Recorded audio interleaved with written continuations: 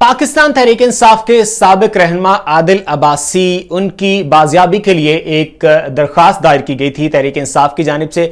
मैं साबिक का वर्ड इसलिए यूज कर रहा हूं उनके लिए क्योंकि अब वो पाकिस्तान तहरीक इंसाफ के रहनुमा नहीं रहे, क्योंकि उनका जो कुछ दिन पहले एक इंटरव्यू ऑन एयर हुआ, उस इंटरव्यू में बाकायदा तौर पर वो पाकिस्तान तहरीक इंसाफ को भी छोड़ने का ऐलान कर चुके हैं और इसके साथ साथ वो सियासत से भी किनारा कशी इख्तियार करने का फैसला कर चुके हैं और वो ऑन एयर बता चुके हैं।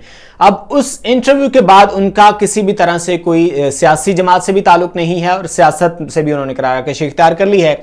लेकिन जब तक वो मिसिंग पर्सन्स में शामिल थे, जिस तरह फरूख हबीब शामिल थे, जिस तरह से शेख रशीद अभी उनका कुछ पता नहीं चल रहा, जिस तरह से उस्मान डार उनका कुछ पता नहीं चल रहा था, तो बिल्कुल इसी तरह सदाकत अब्बासी भी जो है वो पिछले कुछ अरसे से लापता थे और उनका कुछ पता नहीं था, उनकी फैमिली को भी नहीं पता था, उनके दोस्तों को भी नहीं पता था और वो पता नहीं किसकी हिरासत में थे।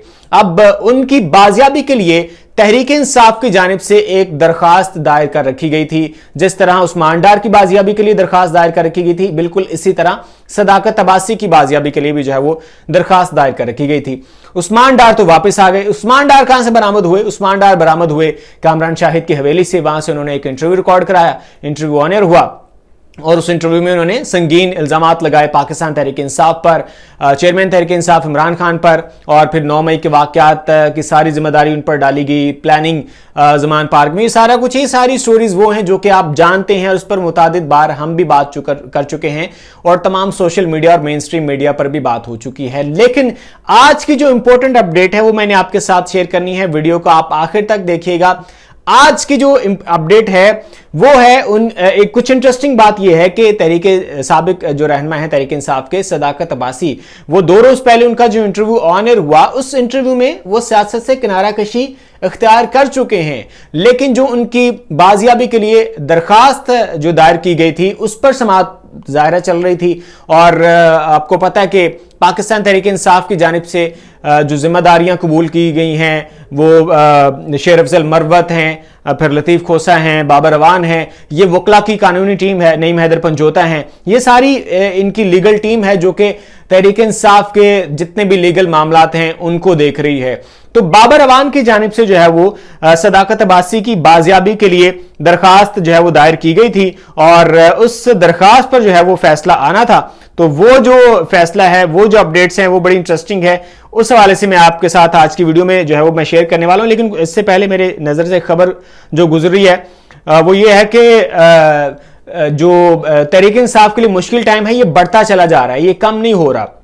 अभी जो मेरी नज़र से खबर गुजरी है वो ये है कि जो शेर अफजल मरवत हैं, तहरीक इंसाफ के वकील हैं, इमरान खान के भी काफ़ी केसेस को वो डील कर रहे हैं, उनका फार्म हाउस जो है वो गिरा दिया गया है और उनको भी ज़ाहिर मुश्किलात का सामना करना पड़ रहा है। और अभी पाकिस्तान तहरीक इंसाफ के लिए ग्राउंड हमवार नहीं है, उनके लिए इतना कोई आसान नहीं है इस टाइम जो है वो खेलना। तो बहरहाल बात हो रही थी जो तहरीक इंसाफ के रहनुमा, साबिक रहनुमा सदाकत अब्बासी, उनकी बाजियाबी के हवाले से जो है दरखास्त दायर की गई थी। तो आज उस दरखास्त पर समाअत हुई है और उस समाअत में जब बाबर अवान पेश हुए हैं तो जज साहब के साथ उनका जो मुकालमा हुआ है वो बड़ा इंटरेस्टिंग है, बड़ा मजेदार है, उनकी गुफ्तगू हुई है। तो वो मैं आपको पढ़कर सुनाता हूं उसमें जज साहब ने क्या रिमार्क्स दिए और बाबर अवान की जानिब से क्या कहा गया, ये मैं आपके सामने रखता हूं।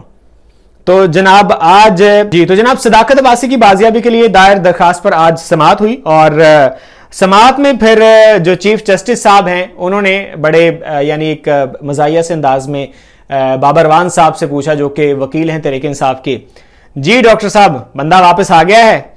Chief justice Islamabad high court का बाबर अवान से मुकालमा।